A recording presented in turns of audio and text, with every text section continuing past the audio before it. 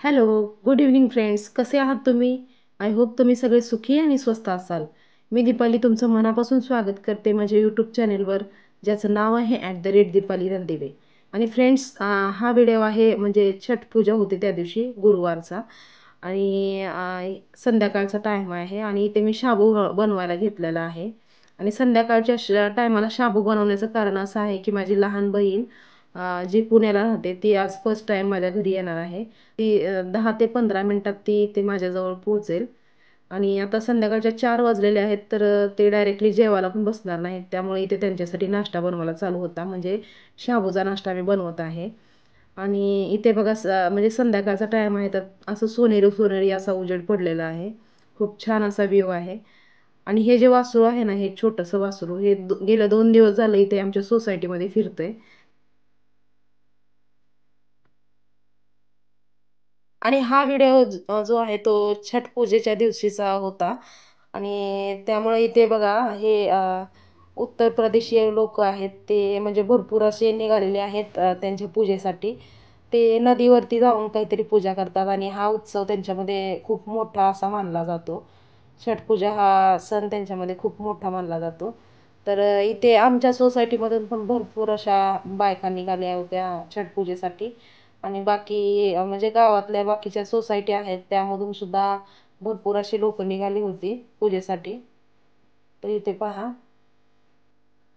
आणि याच टायमाला म्हणजे नदीवरती जी आहे ती फुल गर्दी होती, एकदम भरपूर अशी गर्दी होती, म्हणजे जागोजागी असं सगळी लोक जमा झाली होती तिथं. आणि भरपूर असं ट्रॅफिक जाम पण झालं होतं.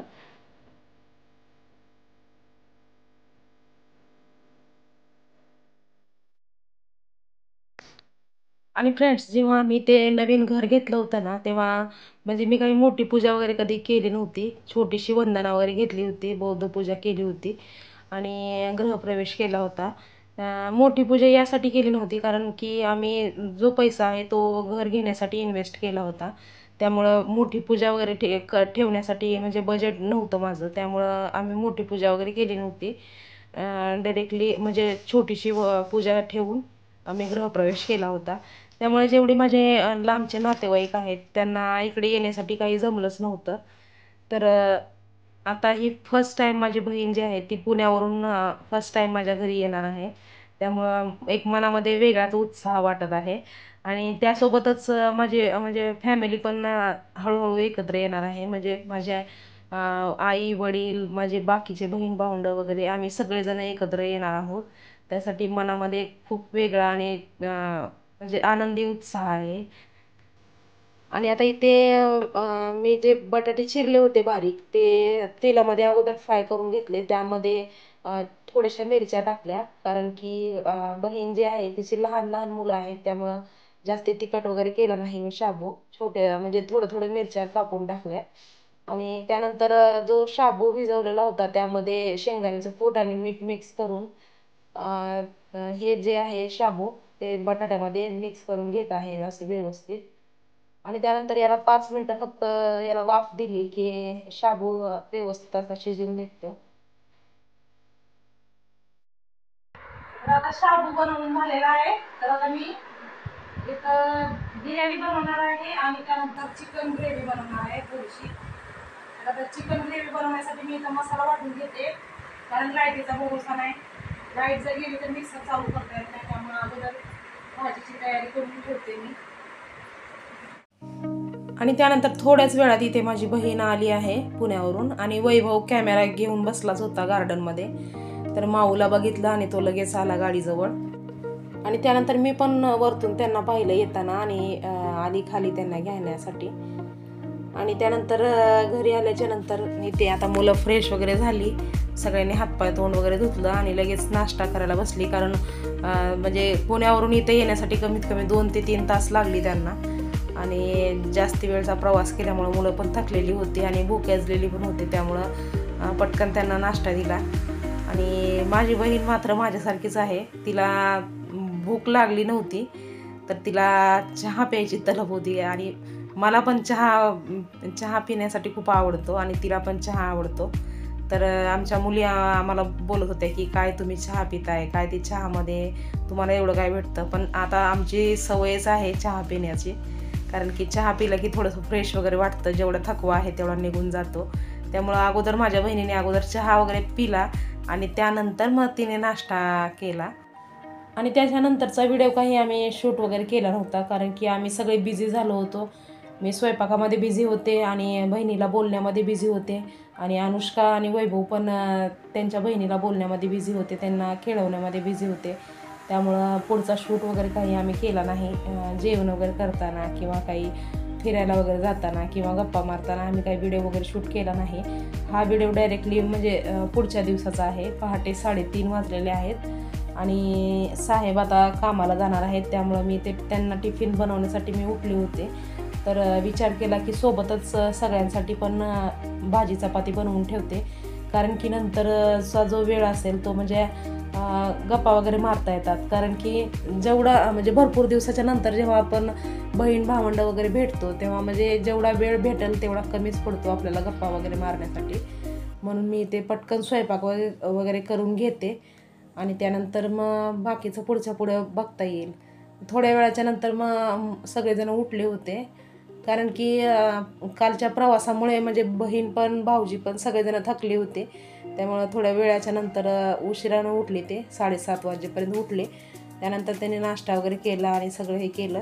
आणि जेव्हा आमचं सगळं काम झालं तेव्हा म्हणजे ते आता कोमलच्या म्हणजे माझी बहीण जी आहे तिचं नाव कोमल आहे, तर तिच्या मुलीचा डान्स चालू झाला होता. तिने दिवसभर भरपूर असा डान्स केला. छोटीशीच आहे 2 वर्षाची, पण तिला डान्सचा खूप शौक आहे. आणि त्यानंतर मग थोड्या वेळाच्या नंतर संध्याकाळच्या टायमाला माझे मम्मी पप्पा वगैरे सगळेजण आले आणि हळूहळू सगळी फॅमिली म्हणजे एकत्र आलो आम्ही. या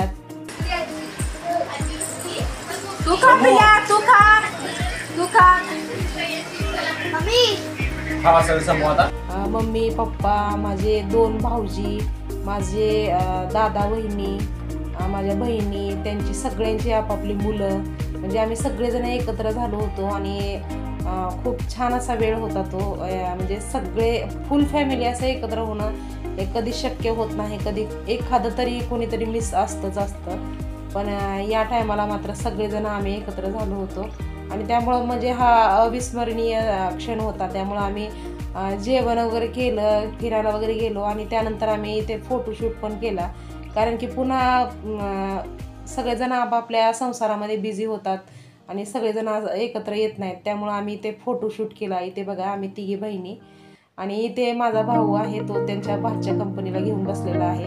इथे ही फुल फॅमिलीचा फोटो आहे. तर त्यानंतर आम्ही ही आहे त्याच्यानंतरची सकाळ.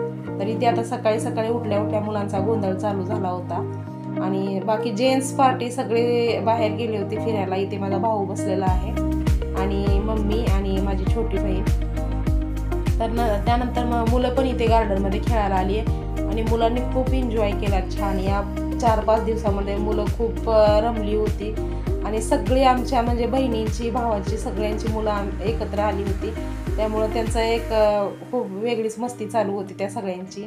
आणि ही छोटी जी आहे, छोटीशी परी, ही माझ्या भावाची मुलगी आहे आणि ते सगळ्यात लहान, सगळ्या म्हणजे आमच्या ग्रुपमध्ये सगळ्यात लहान आहे ती. आणि त्यानंतर हळूहळू करून सगळेजण निघायला चालू केली, म्हणजे प्रत्येकाची कामं वगैरे होती आणि मुलांच्या शाळा पण चालू होणार होत्या, त्यामुळे सगळेजण लगेच निघायला चालू झाले. आणि आता ही लास्टची बॅच आहे, म्हणजे अगोदर माझी वहिनी, दादा आणि माझी मधवी बहीण आणि तिची फॅमिली ते सगळेजण गेले आणि आता ही लास्टची बॅच आहे. तरी आज माझी मम्मी पप्पा आणि कोमल आणि तिचा नवरा, तिची फॅमिली हे सगळेजण जाणार आहेत. तर खूप म्हणजे वाईट वाटत होतं, पण निघताना एवढं काही जास्ती वाईट वाटलं नाही. पण जेव्हा ते सगळे एकदम निघून गेले तेव्हा म्हणजे घरात राहू पण वाटत नव्हतं, एवढं बेकार वाटत होतं. पूर्ण घर भरलेलं होतं माझं आणि पूर्ण घर एकदम अचानकच रिकामी झालं, त्यामुळं खूप वाईट वाटत होतं. तर आता इथे सगळेजण निघत आहेत, त्यांची गाडी आली होती खाली. तर मम्मी आणि पप्पा तर मुंबईला जाणार होते, नवी मुंबईला, आणि बाकी कोमल वगैरे ती पुण्याला जाणार होती. पण मम्मी पप्पाला ती स्टेशनला सोडून त्यानंतर ती पुण्याला जाणार होती.